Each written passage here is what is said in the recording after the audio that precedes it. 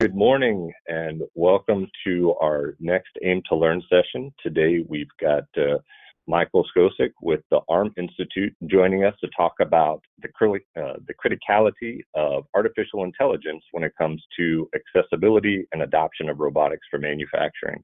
So welcome, Michael. Thank you for having me.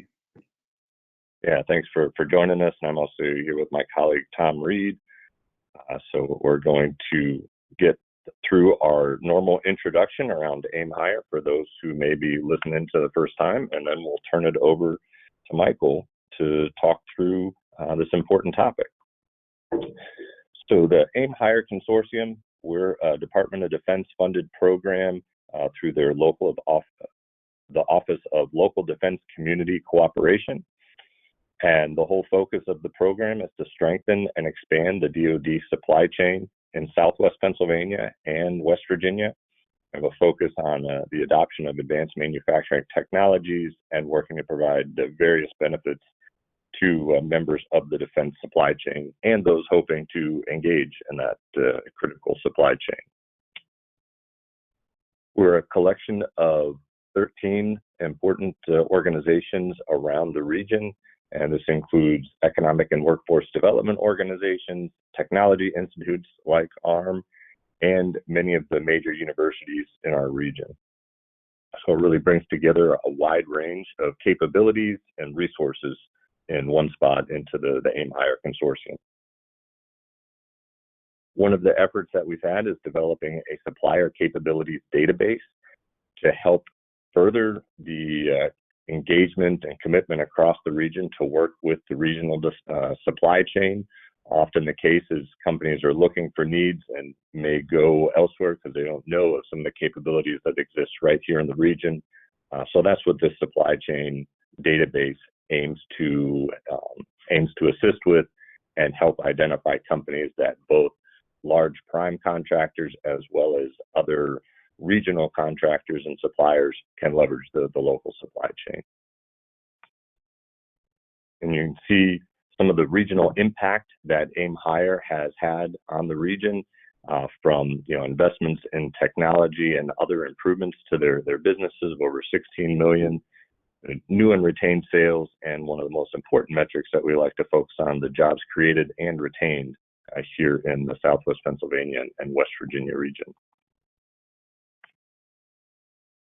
And just real quick, we do have twice monthly webinars, typically this month because in 2 weeks it will actually be Thanksgiving. So we elected not to hold one on Thanksgiving. So we will be starting again on December 8th, where we'll have Rapid Robotics joining us, talking about how robotic automation can help maximize the impact of your existing workforce.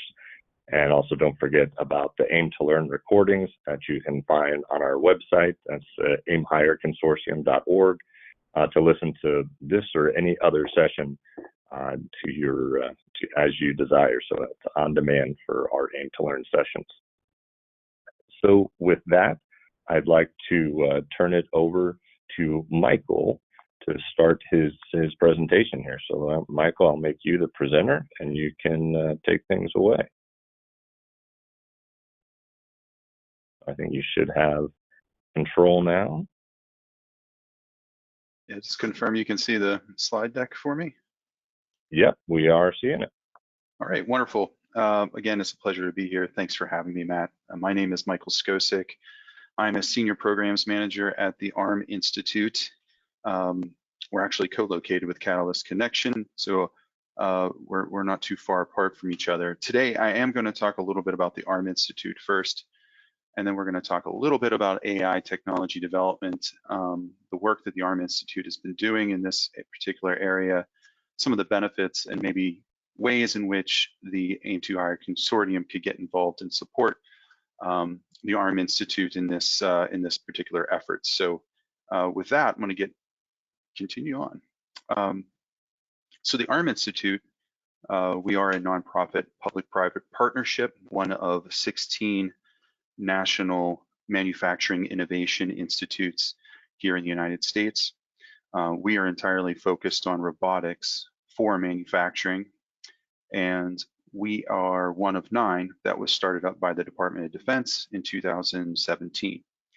What we aim to do is accelerate the development and the adoption of innovative robotic technologies. And the ways that we do that is we try to leverage and we stand on the shoulders of our consortium, our membership. That is really the foundation of everything that we do. In terms of our mission, we kind of look at it in 4 different pillars. We make robotics, autonomy, and artificial intelligence more accessible to US manufacturers, large and small. We strengthen the economy and global competitiveness of the US manufacturing. We elevate national security, but we also very much are focused on empowering the manufacturing workforce, and that's through training, through educational programs as well. And what I will assert is that artificial intelligence, I think a lot of everyone on who's listening in will say, yeah, robotics are great for manufacturing. However, they're challenging to use. There's things of that nature that make it impossible for us to use robotics for what we manufacture. So what I would assert is that artificial intelligence perhaps is the catalyst that would enable robotics to be used more freely for robotic manufacturing tasks and operations. And it perhaps is the initial moment to get the flywheel moving relative to being more competitive in a global environment, strengthening our economy, as well as elevating our national security here in the United States. So we do this on 3 fronts. As I mentioned before, we stand the shoulders on our membership. We refer to them as our ecosystem, and it certainly is a diverse one with large manufacturing, startups, small manufacturers, government entities, nonprofits, universities, the like. As well as I wanted to make sure that those listening in were aware of some of the education and workforce development initiatives that we have. We're focused really on trying to challenge or educate and find new pathways for the existing workforce who may be interested in a career in robotics. And we are working on an initiative called roboticscareer.org, which I'll briefly discuss later. But primarily what I'm focused on is the technology development side here at the ARM Institute. And as I mentioned, we're focused on really lowering the barriers to adoption. And I think one of the great ways of achieving that is really the work that we're doing in artificial intelligence. On the technology front, though, we are focused really on primary 5 focus areas: risk reduction for transitioning technologies to the factory floor, human-robot interaction, interoperability, as well as reconfigurable, agile, flexible robotic work cells. In a future state, we can't have robots that do one thing and only are fixed to one particular location in your factory. We're going to need robots that are flexible and can do more than one operating task and perhaps can move within a factory or within different work cell to achieve those tasks. And we're also focused on intelligent robotic systems, which artificial intelligence falls into that category. If you didn't understand, or if you weren't aware of specifically what the Manufacturing Innovation Institutes are, where they invest their dollars and what our primary mission is on the technology side, is that we are focused primarily on TRL, or technology readiness levels 4 through 7. So the funding and the opportunities that we provide to manufacturers and innovation technology development companies is really trying to identify basic research that's been proof of concept, demonstrated successfully, and try to scale that up such that it could be demonstrated as a prototype in a manufacturing environment. And what the United States government and others have found is that public-private partnerships like the Manufacturing Innovation Institutes, the ARM Institute, is a very effective way at achieving that. To this date, and this number is a little inaccurate, we've funded well over 100 different projects in technology development and the education workforce side of what we do. But here's just a short example of some of the projects that we've done on both of those fronts. And again, I wanted to mention very quickly, one of our primary initiatives with education and workforce development is the launching of a site called roboticscareer.org. And this is primarily focused on individuals at all levels, whether or not you're in high school or in college or you're in the workforce, trying to understand how to develop your future career in robotics, or perhaps pivoting on your existing career and how how to get educated and upskill yourself such that you can have a future career in robotics. So I wanted to make sure we identified that. On the technology initiatives that we're focused on in research, this has led to us really diving in deeply on artificial intelligence. What we noticed in the first 2 to 3 years of the ARM Institute, through the project calls, through our funding opportunities, that a lot of the projects that were in progress or completed, roughly 50% of those projects, and this is higher now, we're utilizing some form of artificial intelligence or machine learning concept. And so we wanted to dive a little bit deeper into those areas and understand specifically how they were using it or why they were using artificial intelligence and machine learning. And what we found is predominantly they fell into 4 categories: human-robot interaction, path planning, mobility and control, and inspection. Diving in a little bit deeper, we went to each of the prime investigators on those various topics to understand a little bit more details. Specifically, well, why are you even using artificial intelligence? Why not just through conventional methods? Are you pursuing these projects? What makes this beneficial? And some of the answers they gave us back is, the conventional methods in which we currently are manufacturing, currently performing these tasks, in which humans are doing it, is just slow and error prone. It's consistent. You're doing the same task over and over and over again, and you're prone to producing errors. It reduces programming efforts and brings modularity and flexibility to a robotic system.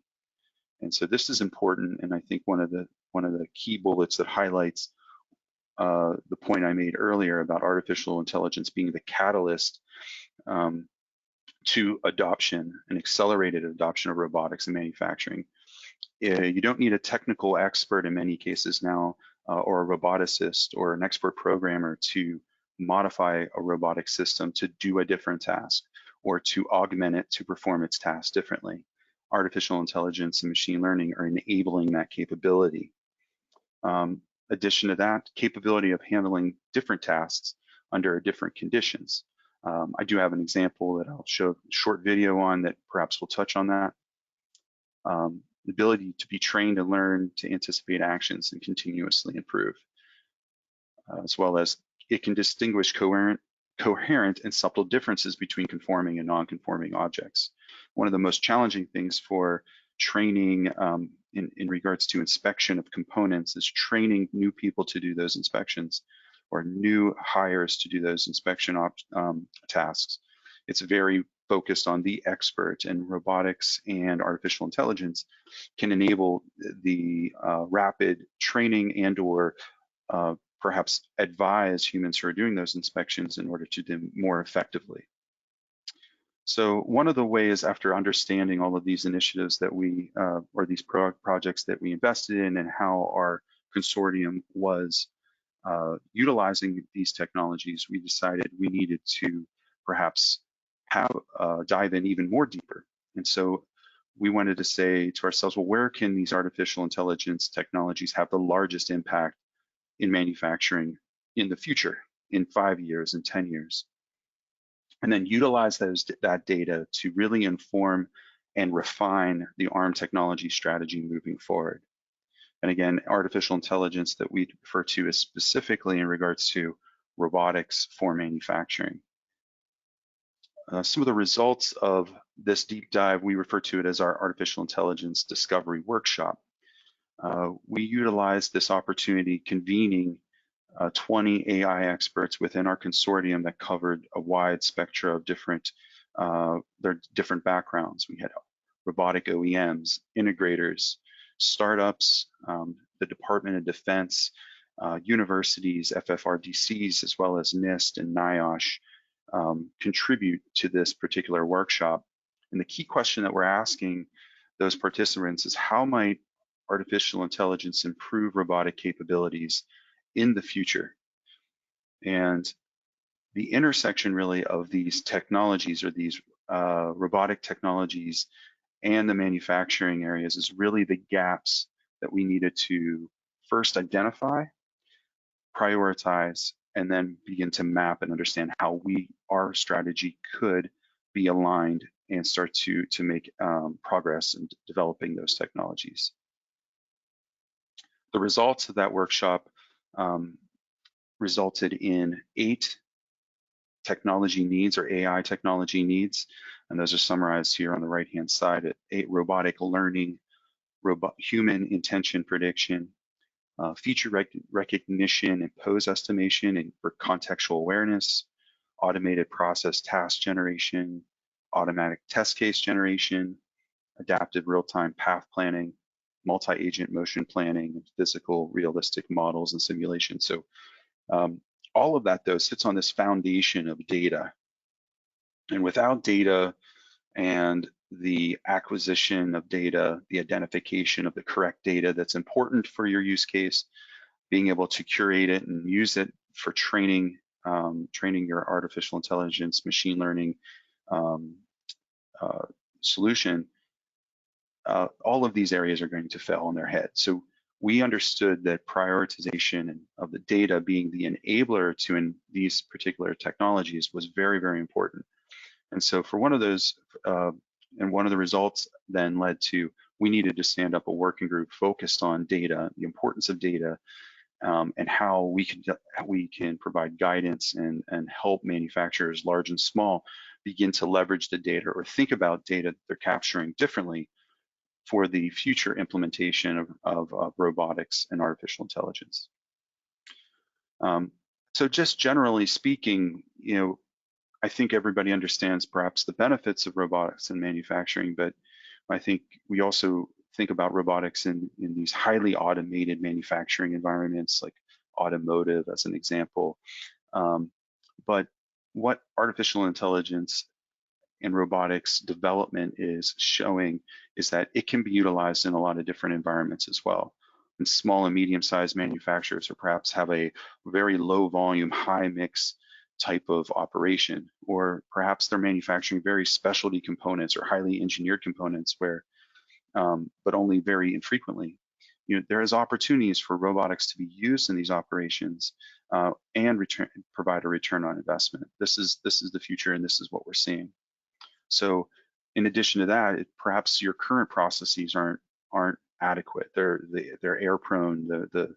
The performance is just below standard, and it's making you non-competitive. These are also situations in where we see artificial intelligence perhaps being the catalyst that will allow you to perform those tasks with a robot in the future.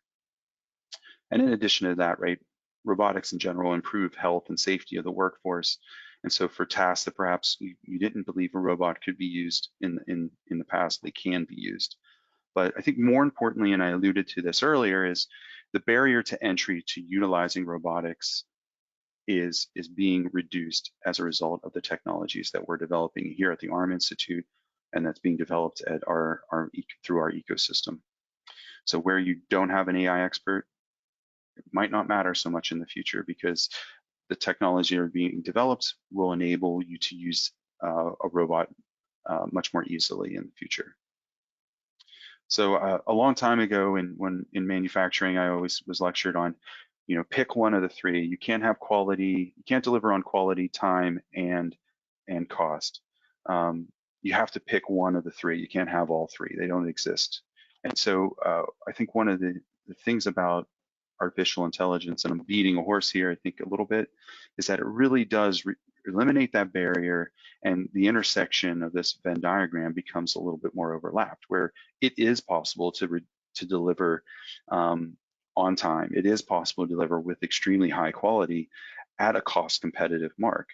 And artificial intelligence is, I believe, one of the key factors that will enable that to happen in the future. So in regards to, as a result of these projects that we've invested in, the Artificial Intelligence Discovery Workshop that we executed, recognizing the importance of data as being a key enabler to developing these artificial intelligence technologies and being key to the adoption of them in the future, we stood up a working group focused on the data aspects. and we refer to it as the DAWG, the Data for Artificial Intelligence Working Group. It sounds good and it's easy to pronounce, but it is clearly a barrier in understanding how you can leverage the data that you're currently capturing, whether or not you're using robots or not, and understanding how that perhaps can empower you to implement robotic solutions in the future or perform a task more effectively is something that we're focused on. So how can we create, as a working group, solutions that will help manufacturers of all size be prepared to use artificial intelligence in the future, or perhaps leverage their manufacturing capabilities to start using it right now? And one of the ways that we're doing that is trying to understand really where the problem areas are. And we're doing that through a national assessment in which is live and available for the public to complete. And it is a simple assessment, voice of the customer, to really understand those key points. Okay, how are you using it? How are you using data? Are you capturing data? How is it being used? And understanding where you might need help from the ARM Institute and institutes like the ARM Institute in order to better start manufacturing things more effectively. So based on those results, we'll begin to start developing solutions and guidelines to help the industry. It is open to the public. It's anonymous. For those who do complete it, we will share the results with those participants, and you can access it either by scanning the QR code or looking at the survey or the address that's below. So who should be taking this assessment? And really what we're looking for is a wide variety of individuals to take it, because we need to understand the problem from multiple customers' perspectives. And so if you're even interested in how artificial intelligence and machine learning may help you improve your manufacturing tasks today, or you don't even understand how these solutions might help you in the future, we're looking for your input. All of the above is going to help us understand the state of manufacturing, who is implementing these solutions now, and who is on the sidelines and waiting to see how these technologies develop in the future. So with that, I'll pause. But these are right now the critical initiatives that the ARM Institute is focused on, understanding that they're key really to the force vector in trying to start making robotic technologies easily or accessible and adoptable in these manufacturing environments. And so I'll conclude there, and we'll open for questions, I suppose. All right, well, Thanks, excellent. Thank you for the presentation, Michael. It was great information and really interesting to learn about these new initiatives at ARM. One question, when it comes to, you talked about the high mix, low volume challenge with small and medium manufacturers. And, I think maybe when I think of, AI and those spaces and helping robotics, one thing you often think of is kind of like the path planning, or say for, grinding and sanding and being able to, look at a part and identify, a path, and you can kind of see the logic of how that goes. But like, let's say when you're trying to manipulate something, especially something that changes often, there's always that challenge with that physical interface. And has there been any thought in terms of trying to apply AI in that space, or is that something that's on the radar of how to, maybe have more universal, whether it's end effectors or ways of gripping parts, so you can, regard, like in a machine shop, regardless what part they're getting in, it'll kind of figure out how to manage through it. So is that, one of the things that's been discussed or is on the radar?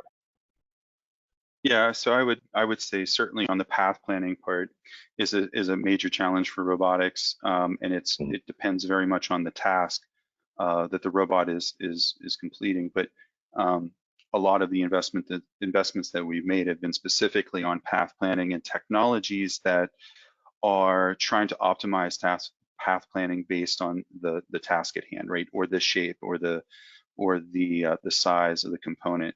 And so while the process is very much, the path planning is very much dependent on the process, what we're finding in general is that these automated path planning techniques are very much instrumental to the adoption rate. You don't have to program the path plan, whereas the specific plan for a component, the system essentially will develop autonomously or semi-autonomously the optimum plan for that part for the particular manufacturing task that you're completing. So as an example, some of the user interfaces we're investing in as well through our collaboration with the Department of Defense on using augmented reality with embedded simulation to be able for an operator who's an expert perhaps at painting or sanding to be able to utilize that interface, simulate the potential results or simulate the results of the operation based on the parameters that have been set, and utilize the augmented reality technology to vary or make slight tweaks and changes to those parameters based on the operator's experience of what the results should look like.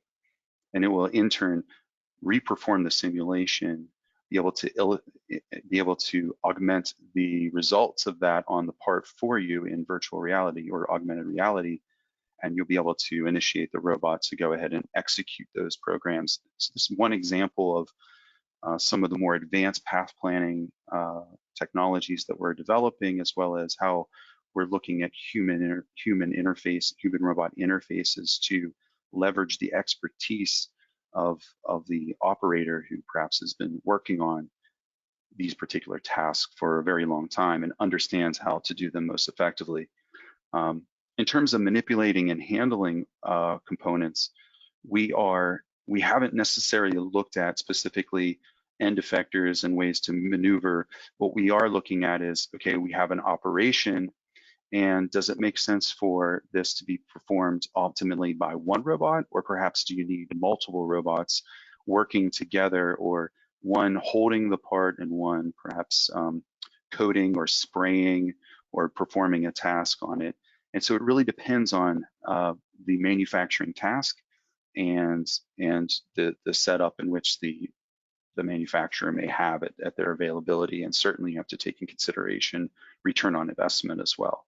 So there are technologies that we're investing in looking at, say, optimize path trajectory or robot and tool effector positioning, trajectory, in concert with path planning as well.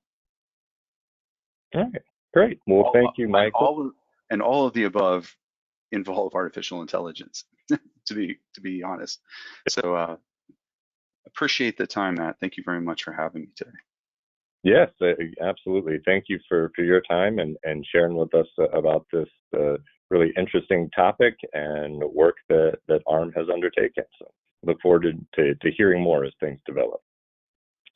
So with that, thank you very much. we will, thank you. Yeah, with that, we'll wrap up today's session, and join us next time on December 8th for our presentation with Rapid Robotics. So thanks, and have a great day, everyone.